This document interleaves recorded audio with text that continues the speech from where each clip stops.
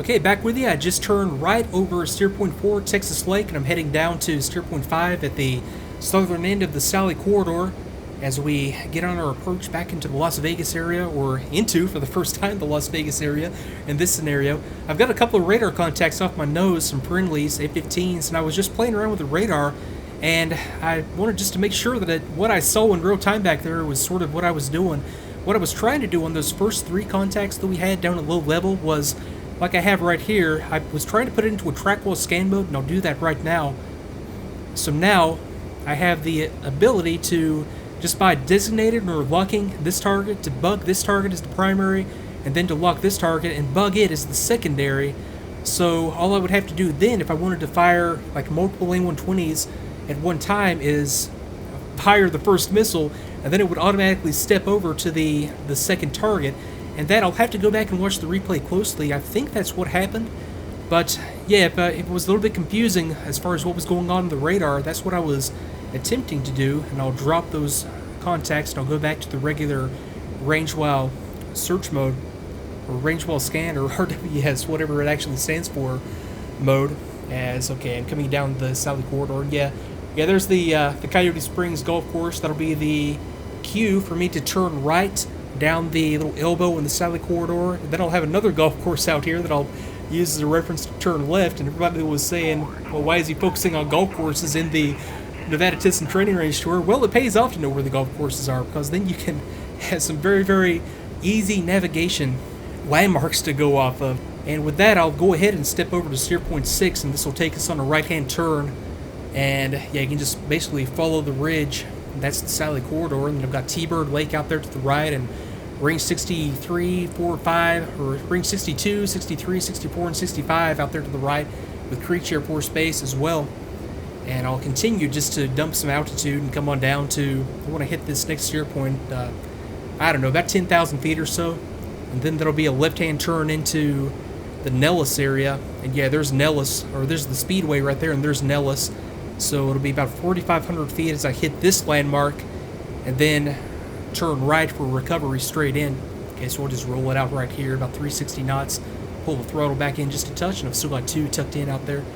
And yeah, let me see, thinking a little bit more about the situation here, you know, doing a red flag arrival like this, it would sometimes be an organized affair like this, and sometimes it would just be aircraft arriving whenever. You know, of course, some pilots arrive in the air flying the aircraft, some would just fly mil-air with the cargo, you know, depending on where you're coming from. You know, like overseas units coming here would typically fly C-17 or just mil-air in, and, you know, troop transport would be via that as well. A lot of stateside bases, if they're close enough, will just truck equipment up here, and then the personnel fly in commercial. That's actually what I always, or for the first few that I did, that's what I always ended up doing, just as part of the ground crew. And the last few I did, I was senior enough that, and close enough that I just drove up here, which was really, really nice. And everybody just sort of arrives over, usually on about the same day, and it's just a matter of setting up the operation. And from there, it's just 2 weeks of normal from the ground crew perspective, because it's just 2 goes, a day go and a night go. And then from the air crew's perspective, it would be rolling straight into mission planning for the first day of the red flag, the day go. And there would sometimes be, or usually is, like a day set aside for local area orientation, just to go up with local pilots and just get a tour of the area, check out all the radio procedures for calling in, for calling on and off the range, and getting access to the various locations, and getting used to all the ATC. And I guess in the mission briefing, I did mention that we were, in theory at least, as briefed, setting up like a 24/7 cap. And a lot of what you would see as far as the scenario in a red flag would be simulated. Although it wouldn't be out of the question for a unit to do something like that, to come into Nellis and, set up a 24/7 cap. It would just be a lot of extra personnel and a lot of extra support, and a lot of the stuff would be simulated. And I suspect that, like in the case like this, it would just be flying the normal 2-go day, and you would just be assumed that as you fly up there and establish your cap that you're relieving somebody that was already there, when in reality it would just be open airspace. As I need to concentrate here a little bit. Okay, coming around to steer point 7, that's going to be Apex, the landmark Apex out here, so 300 knots, yeah, that's perfect, that's exactly where I wanted to be, and rolling out, so I'm going to be about 4,500 feet above sea level. as I hit this next steer point. That'll put me into a perfect position to roll out for an approach at Nellis, and it'll be runway 21 right at Nellis. And then we'll taxi up to the red flag ramp as well once we're on the ground. You know, another situation that I've heard stories of, but I never actually participated in anything like this. You know, back in the good old days, I guess, when there was a lot of funding for stuff like this, you would hear of A-10 units coming to a red flag and just staging out of Creech and just doing it all sort of bare bones, bare base, living out of tents up there for the week and a half, 2 weeks to the red flag. And so a situation like that wouldn't be out of the question for a red flag either. It just all depends on how the units want to approach it, what funding is available, and what the unit's training objective is for the exercise. Okay, so let me concentrate here. I need to bring the nose down just a little bit. I'm through 10,500. Yeah, I can go speed brakes out at this point. I also paused during the break I took back there and mapped a lot of controls I didn't have mapped. So speed brakes out. I mapped the key to dump fuel. I meant to dump fuel. I'm at 12,300. And that was not the key to dump fuel. Okay, R. And yeah, there we go. You can see the vapor coming out of the right side. I wanted to dump down to about no more than like 5,000 pounds of fuel. I might actually orbit out here, because landing an F-15 is kind of hard, for me at least, with a heavy aircraft. But I don't know. I might just try it anyway. But yeah, every red flag is just a little bit different, depending on who's participating and what they want to do. Okay, so I've got this visual on an F-15 out here to my right. More stuff just orbiting out here. They don't look to be in my way. I haven't even called ATC at this point, so let me go ATC, Nellis inbound, as I need to go ahead and turn.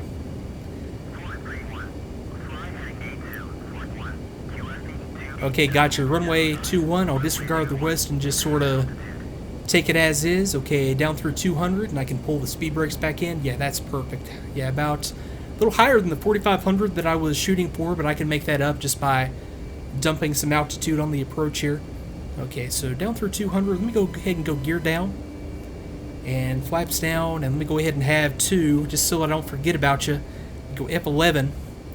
Let's go flight. Go to RTB.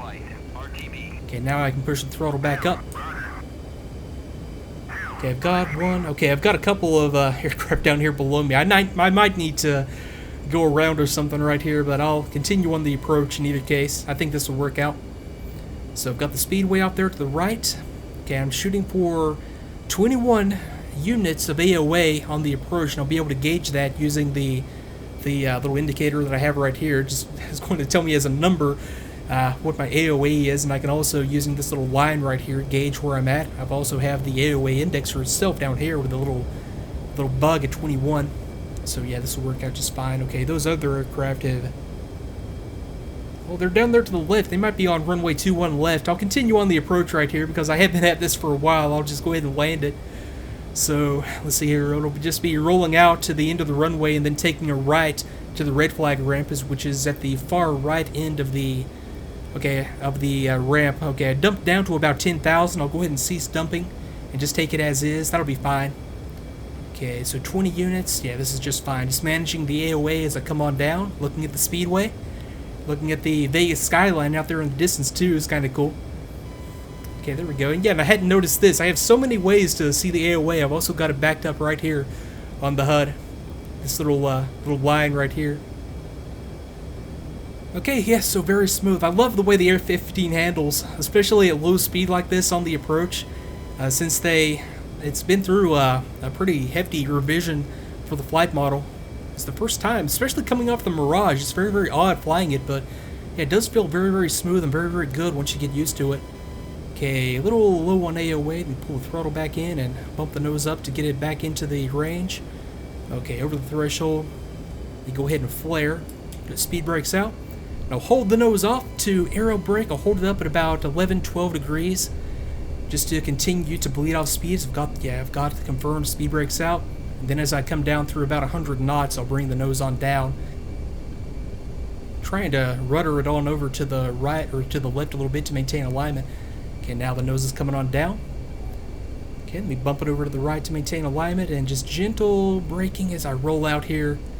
Yeah, got about, wow, 3,000 remaining. I need to Boy, that was... Okay, let me get a little bit more aggressive on the brakes, I guess. Although, no, I'm fine. I'm just fine. Although I am rolling out a lot more further along the runway than I wanted to.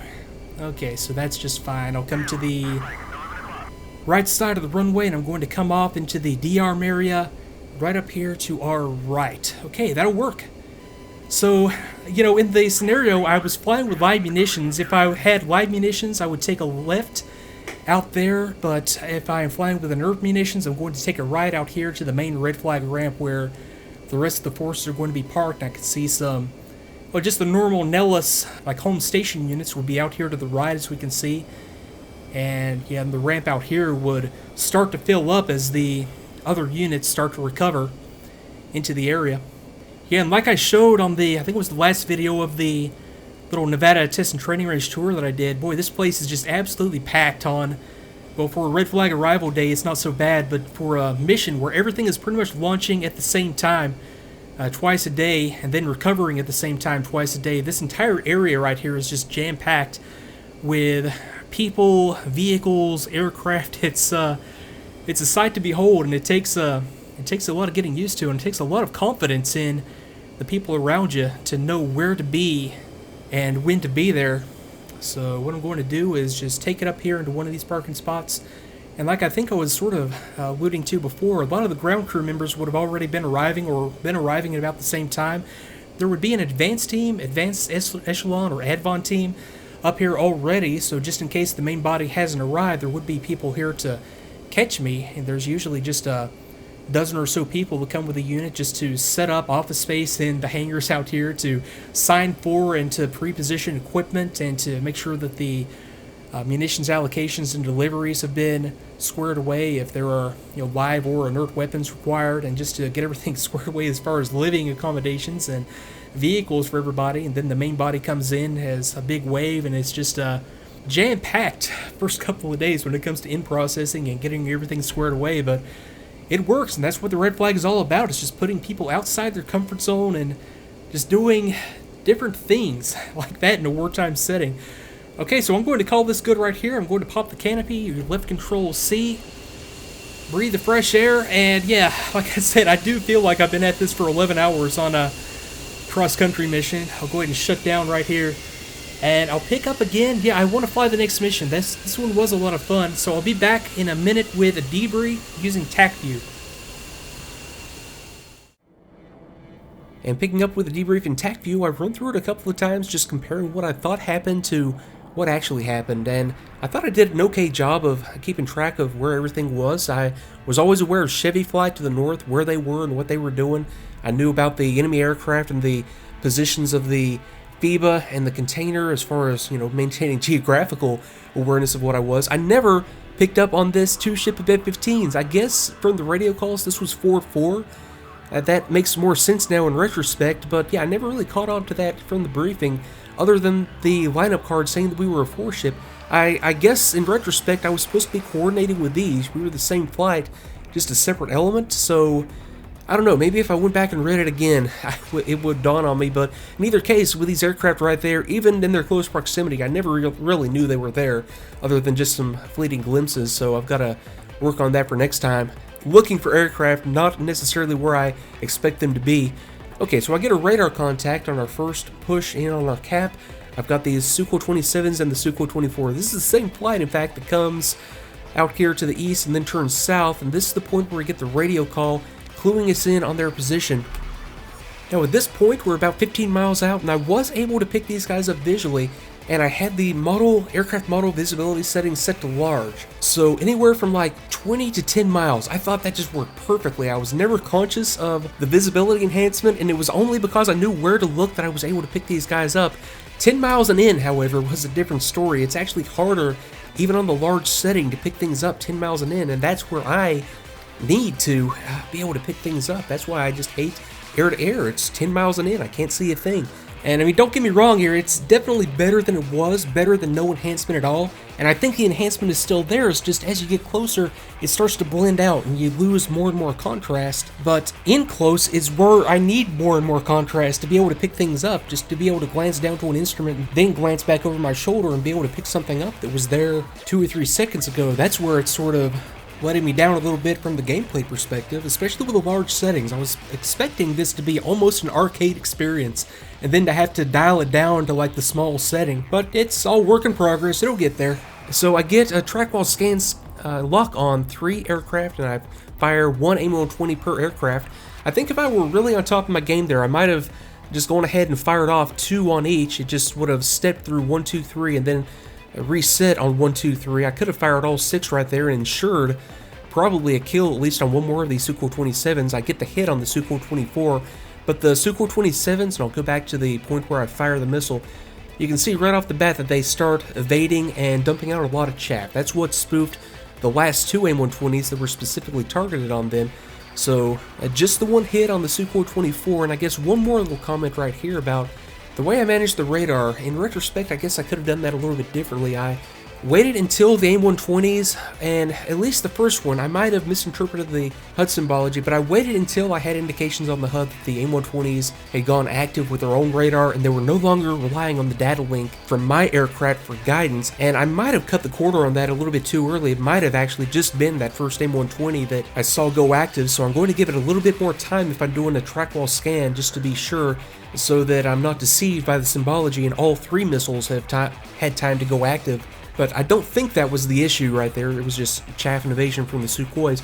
So I drop contact on them and go to a bore sight radar mode so that I'm no longer searching with the radar. At this point, I'm searching with my eyes. So I do get a lock on this guy, even though I was never really conscious of him being there. I was fixated on the missiles out here, and I was actually trying to maintain visibility on the Sukhoi 27 right here because, like I said, 10 miles in, and I'm about 5 miles out at this point or less. Yeah, I just had a lot of trouble seeing them. I don't think if I had not been using the radar, I would have been able to pick up on them. So I get a bore sight lock.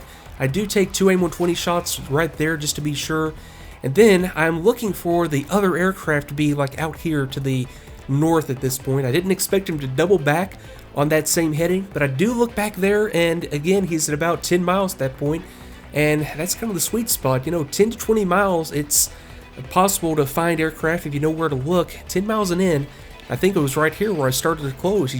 And I watched on the replay, he just disappeared on me. And I didn't pick him up visually again after that point. Now at this point, I'm looking for him with the radar. So I had done a good job earlier of managing the radar elevation and slowing the radar down if I suspected stuff at low level.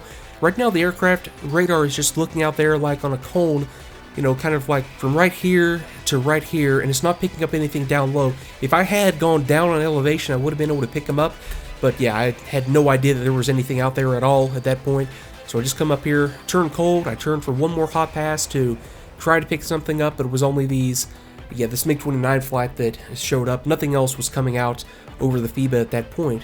Okay, so that's the first engagement. We come around here and we get a helicopter that pops up down low over the farms, and yeah, I just go cold, and this was dead simple.